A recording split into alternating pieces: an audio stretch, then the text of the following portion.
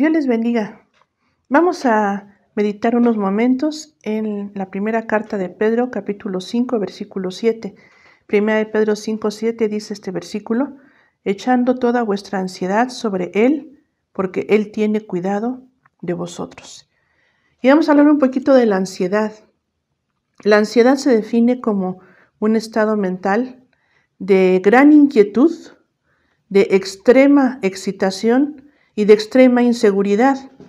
Es una gran preocupación y a veces gran pánico por cosas que están sucediendo o que van a suceder.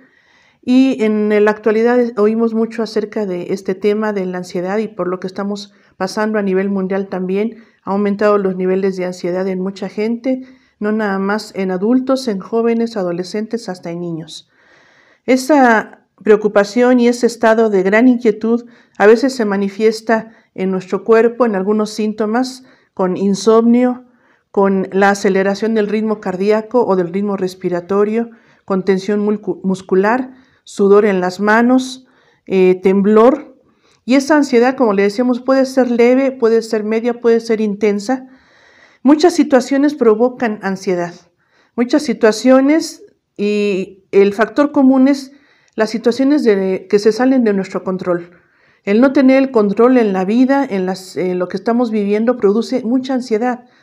El futuro, el no saber del futuro, el tener alguna enfermedad y no poder salir de ella, o algún familiar enfermo, el tener una situación en el trabajo difícil, en la escuela, en la universidad, en la preparatoria, algún examen. El tener diferentes tipos de problemas provocan esta ansiedad, este estado de preocupación, de inquietud, de excitación, de inseguridad. Y como decíamos, no tener el control es el factor común, porque muchas de estas cosas que en nuestra vida teníamos el control y que han cambiado, o que pensábamos que iban a ser de una manera y no fueron de esa manera, provocan esa ansiedad. Aquí nosotros vemos en esta primera carta que el apóstol Pedro escribe, dirigido por el Espíritu de Dios, a la iglesia del primer siglo, y la iglesia del primer siglo pasó tiempos con muchos problemas, pasó persecución por causa de la fe, pasaron un sinnúmero de necesidades y problemas.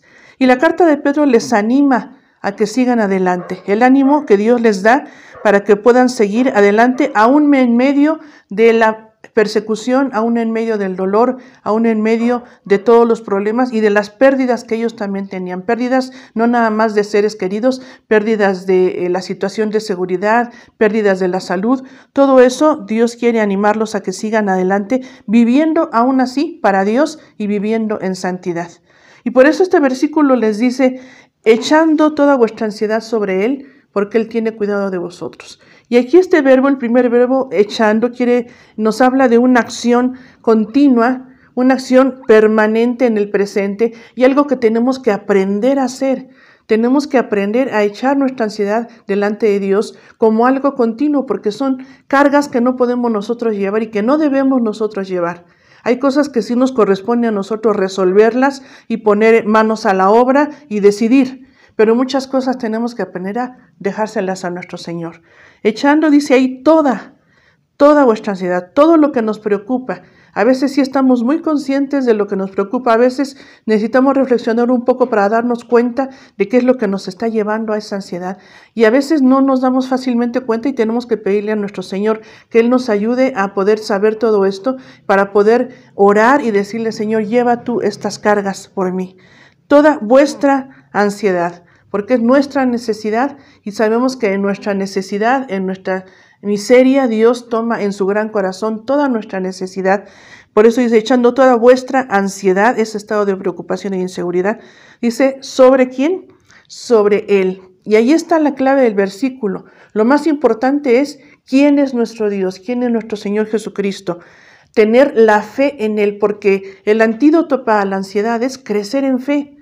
Porque si nosotros tenemos la fe que dice la Biblia que debemos de tener los cristianos, una fe que es saber quién es Dios, tomar la decisión de abandonarnos a Él, de seguirle y poder caminar de acuerdo a esa decisión, esa es la fe en Dios. Cuando el Señor Jesucristo y sus discípulos estuvieron en el mar, en la tormenta que les aquejó, y los discípulos decían: Señor, ¿no ves que perecemos, ¿no ves? Tú estás durmiendo y nosotros estamos aquí en esta situación de peligro.